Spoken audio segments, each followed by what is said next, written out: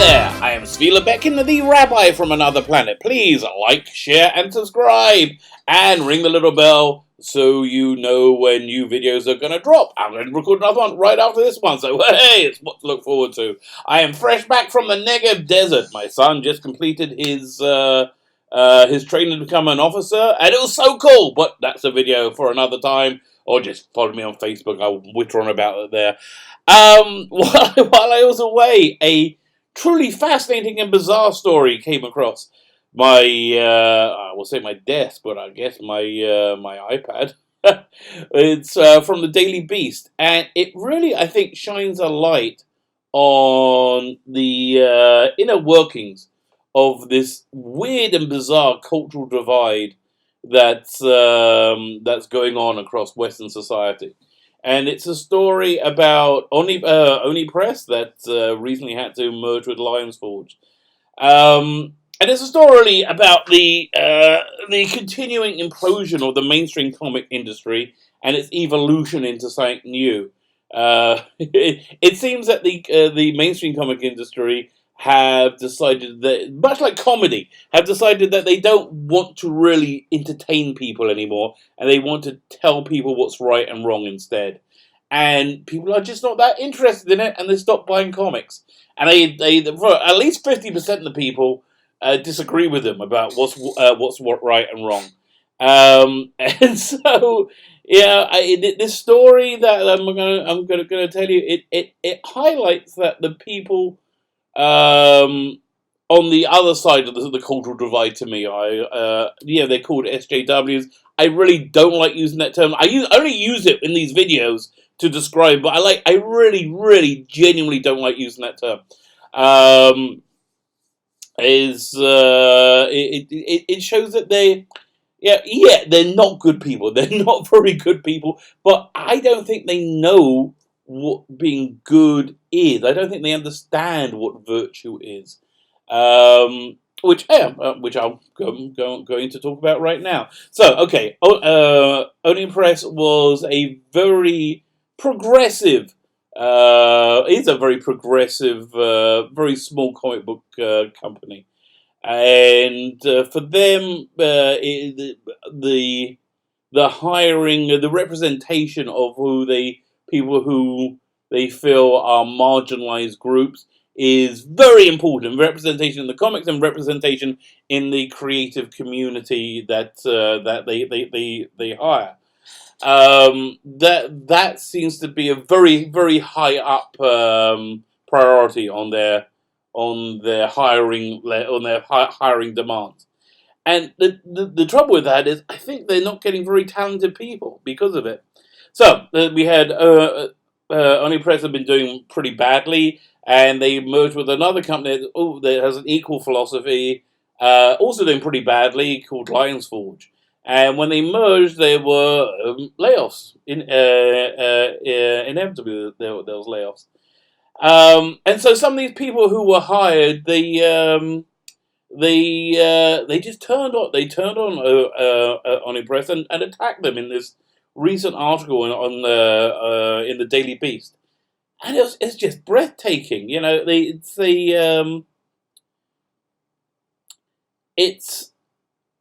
clear. It's clear to me that these people have no idea what being a good person is, and you know, you gotta feel bad for them, because I understand, and this is not a video involved in religious coercion. As you all know, I am not a Christian. I am Jewish because I'm a rabbi. Okay, but there has been, I would say, for at least 40 years, a decline in the influence and exception of religion in Western society, in America in general.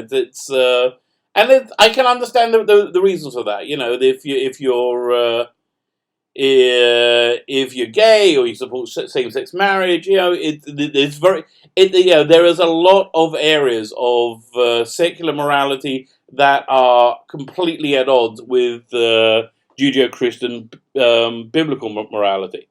That is just the way it is. They are two different moral systems. I'm not going to say which one's right and wrong. Obviously, you know which one I kind of support because I'm a rabbi, as I keep saying. I am a rabbi, but that's who I am. But, you know, I'm not going to say anybody's right or wrong. I have my opinions, you have yours, and we can all live and let live and be happy.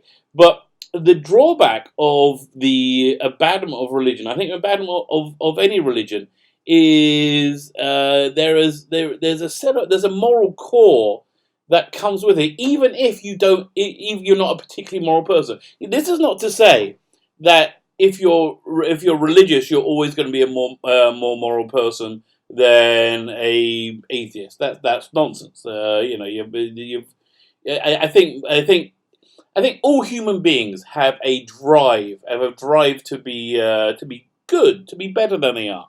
You know, there's a Kabbalistic analogy about about a flame on a candle, which is specifically talked about during Hanukkah when you light candles.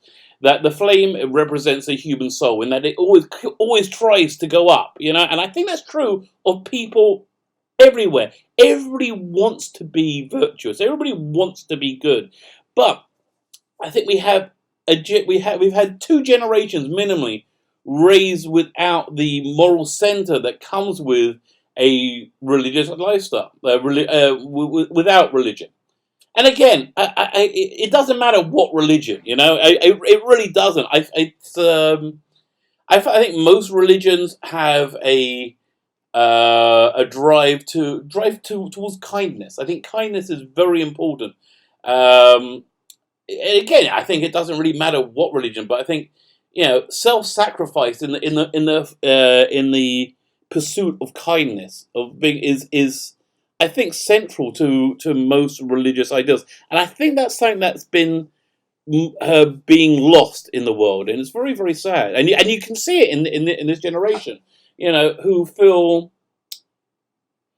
entitled to privilege and employment by virtue of their skin color or sexual orientation, by virtue of their what they view to be their disadvantage.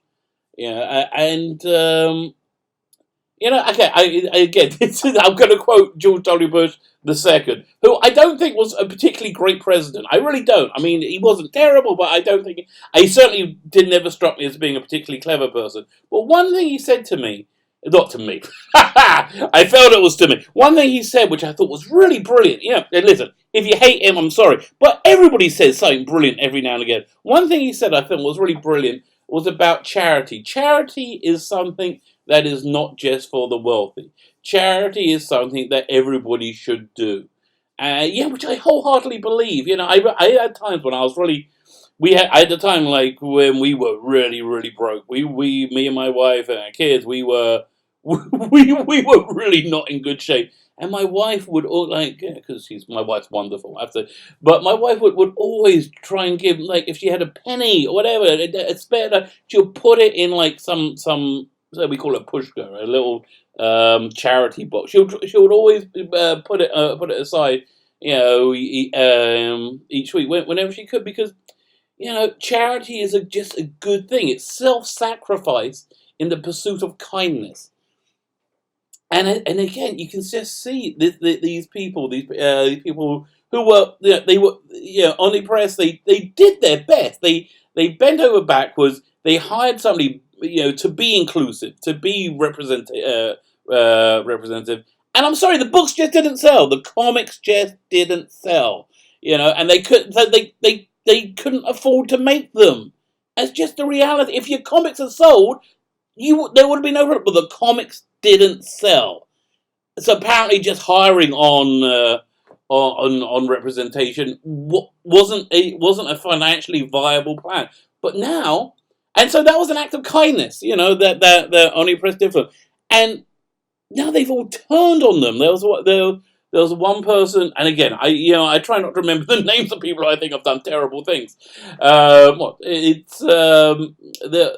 was one person who was deeply offended by a creative who said he couldn't. I don't know the context of it all, but the complaint against him was that he said he couldn't tell the difference between this was it half black lesbian who was the editor and that half black lesbian editor. Okay, it was a bit. It seems to be a little bit not a particularly nice thing to say, but my God, this person was like they wanted a human HR department to go and complain to, and they wanted, this person ended up being fired. Yeah, their contract not being renewed. Yeah, and they say in the article, in the Daily Beast article, that the only reason they did that is because they know that if she sued them, she would have them over a barrel. What type of person has such little gratitude that somebody went out their way, tried to accommodate you in every way possible, and just by the dint of economics, they couldn't do it anymore. It wasn't possible, and then they turn on them. It's which is why I don't like using the term SJW. Not because I don't. Yeah, okay. I don't want to disparage them, but much more importantly, it's for me. I don't want to be the type of person who labels people, who talks down to people, who demonizes people. So this is why I really don't like using the term. I wish somebody would come up with a nicer term. But again, I think the I don't know what can be done for these people, this generation, or people who are like this. But you've got to feel like some level of pity for them, or I feel sorry for them that they have such. Because they clearly want to be good people. They clearly, I think this is why they virtue signal. They want to be good people, but they are completely lacking in an ability, and knowledge, and ability, and grounding in how to be good people. And it's so sad. It kind of reminds me of a guy I know who, he's pushing 50 or over 50 now. He's from a wealthy family, and he's never had to do anything in his life. He has a very well-paying job, and he was clearly given the job by his family because I found out this guy's incapable. He can't do anything. And you can tell that he hates himself. He really, truly hates himself, and everything he does is for self-aggrandizement. And literally everything he does is to make himself feel like a bigger person. Apart from the one thing that would actually make him be the person he wanted to be, which is like sacrifice, which is struggle, which is perseverance, and all the stuff that nobody wants to do. And that's the same as these people. You cannot gain the feeling of being a good person without the struggle, without the cost of being a good person. Which again, I guess, is why socialism is so popular with them, because socialism is essentially getting stuff that you haven't earned. There is an element of it of equality and liberty. But what's driving most people is a desire to get something without earning it. And it's the same with morality. They want morality without earning it, and it's so sad.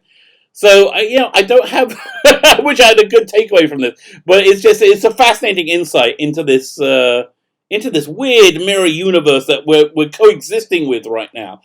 I don't know. I hope the pendulum swings back, and I think it probably will. But I hope the pendulum swings back, and we are.